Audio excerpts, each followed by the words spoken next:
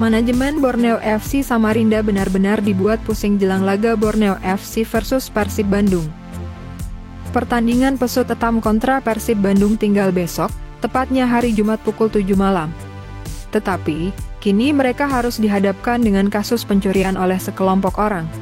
Yang bikin pusing, barang dicuri berkaitan erat dengan perangkat pertandingan, yakni kabel-kabel yang digunakan untuk menghidupkan e-board yang mengelilingi lapangan.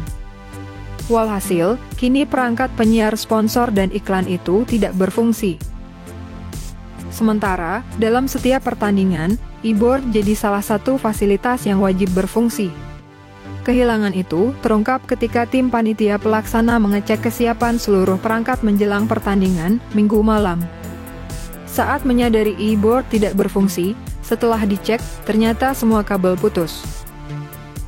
Ponario Astaman selaku CEO Borneo FC mengungkapkan jika kerugian mereka mencapai ratusan juta. Beruntung, komplotan pelaku sudah ditangkap. Kalau ditaksir dengan angka, kerugian yang kami alami dari kejadian ini mencapai ratusan juta rupiah, jelas Ponario. Ternyata, pelakunya adalah anak-anak yang selama ini diberdayakan sebagai juru parkir di sekitar Stadion Segiri. Dari keterangan awal, mereka mencuri perangkat itu untuk dijual kembali. Uang hasil jual barang curian itu akan digunakan untuk membeli obat terlarang sabu-sabu. Meski kasus sudah terjelaskan, ketegangan itu belum mereda.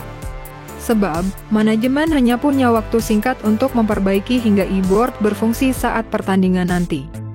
Kami langsung berkoordinasi ke supplier untuk datangkan tim supervisi untuk dicek secara menyeluruh mengenai apa saja yang harus diganti. Kami juga ingin memperbaiki 5 atau 6 panel yang juga rusak. Jadi harapannya nanti saat pertandingan, semua berfungsi dengan baik.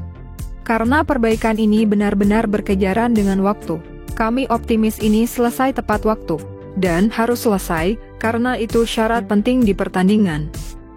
Tetapi yang pasti kami juga sudah berkoordinasi dengan PT LIB mengenai kejadian ini. Tuntasnya, Persib Bandung tampaknya tidak mau kehilangan poin di Stadion Segiri. Meski beberapa pemain tidak bisa merumput, ternyata Bojan Hodak punya cara lain untuk menjauh dari rival di klasemen. Seperti kita ketahui bersama, Mark Klok tidak bisa bermain karena akumulasi kartu kuning. Namun, bukannya tetap tinggal di Bandung, Klok justru ikut ke Samarinda bersama tim. Bisa dibilang, ini merupakan cara dia untuk memberikan motivasi lebih kepada para pemain. Hodak mengaku menyambut baik keputusan Klok untuk tetap mendampingi tim. Bojan Hodak menilai kehadiran Mark Klok sangat penting, terutama dalam menjaga atmosfer dan mentalitas tim menjelang pertandingan krusial menghadapi pemuncak klasemen sementara. Klok akan ikut, ya. Dia ingin ikut karena dia ingin berada bersama tim. Dia kapten tim, jadi ini adalah hal yang positif, ujar Bojan. Selain itu, beberapa pemain yang sebelumnya cedera juga sudah kembali berlatih. Seperti Febri Haryadi yang sudah 7 bulan menjalani masa pemulihan dan Dimas Drajat. Febri sendiri mengaku sangat termotivasi untuk bisa segera kembali ke lapangan hijau setelah proses pemulihan cedera ACL-nya perlahan-lahan menunjukkan hasil yang positif. Tentunya melihat posisi sekarang, Persib juga masih dalam posisi terbaik. Motivasi saya ya di sisa pertandingan ini saya ingin main tentunya. Dan juga saya mudah-mudahan bisa di top stamina juga di sisa 7 pertandingan terakhir, tegasnya. Bojan Hodak juga mengungkapkan bahwa Febri dan Dimas Drajat dalam kondisi yang cukup bagus. Keduanya sudah bisa melakukan latihan-latihan dasar dan tidak lagi merasakan kesakitan saat latihan. Febri sudah bergabung kembali dalam latihan. Beberapa hari terakhir dia menjalani penguatan otot bersama fisioterapis. Semuanya berjalan baik. Kakinya kuat, bagus. Hari ini dia melakukan hal-hal dasar, melakukan operan, bermain rondo. Jadi sekarang kami akan lihat, pelan-pelan dia akan lebih banyak terlibat. Dia akan mulai masuk ke sesi latihan dengan kontak. Dimas kemarin juga sudah cek kondisi dan dia akan bergabung kembali setelah laga melawan Borneo, kata Bojan. Di sisi lain, tim pelatih memastikan para pemain inti yang diproyeksikan tampil dalam laga nanti mengikuti latihan dengan baik. Meski Akam tampil tanpa beberapa pemain yang dipastikan absen karena akumulasi kartu maupun cedera. Hari ini latihannya bagus, persiapan juga bagus.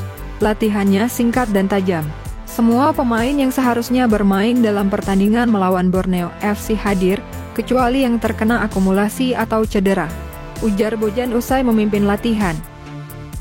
Meski kehilangan beberapa pemain kunci, Bojan memastikan bahwa Maung Bandung tetap dalam kondisi siap bertanding. Ia akan melihat lebih lanjut kondisi anak asuhnya saat tiba di Samarinda untuk menentukan siapa yang bermain sejak menit pertama. Kami akan berangkat, kami siap untuk pertandingan. Kita lihat nanti. Kami tahu ini akan jadi pertandingan yang sulit melawan Borneo, tapi kami akan berusaha memberikan yang terbaik dan meraih hasil positif, tutupnya.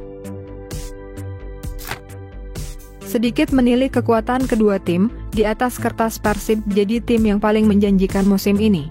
Maung Bandung kokoh di puncak klasemen Liga 1, sedangkan Pesut Etam tertahan di peringkat ke-7. Lini serang Persib Bandung sejauh ini juga begitu mematikan di Liga 1. Dari 27 pertandingan yang telah dimainkan, Mark Klok CS sudah mengoleksi 16 kemenangan, 9 hasil imbang dan baru 2 kali merasakan kekalahan. Sayangnya memang, musim ini Persib belum bisa memaksimalkan kekuatan dari sang top skor musim lalu, David da Silva. Sang predator kerap mengalami cedera dan baru mengoleksi 7 gol dengan 2 assist dari total 19 pertandingan yang telah ia mainkan.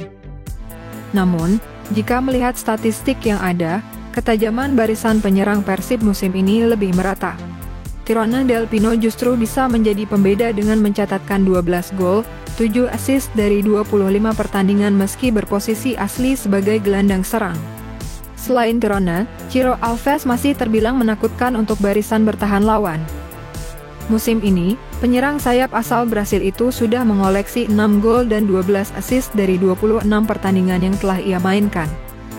Jangan lupakan gelandang serba bisa, Beckham Putra. Dari 22 pertandingan yang ia mainkan, Beckham sudah mengoleksi 5 gol dan 2 assist. Plus Rian Kurnia yang sudah bisa kembali dari akumulasi kartu kuning yang sudah mengoleksi 3 gol dari 20 pertandingan. Ketajaman lini serang Persib ini jelas bakal menjadi ujian untuk barisan bertahan Borneo FC.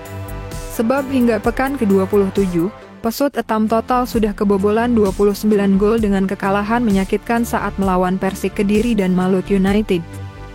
Meskipun terjadi pergantian kursi kepelatihan dari Peter Huistra ke Joaquin Gomez Blasco, Borneo FC dominan menggunakan formasi quartet back di lini pertahanan.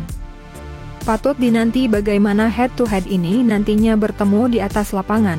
Apakah barisan penyerang Persib bisa membongkar pertahanan Borneo FC, atau justru Maung Bandung mengalami kebuntuan ketika mendobrak barisan belakang Pesut Etam?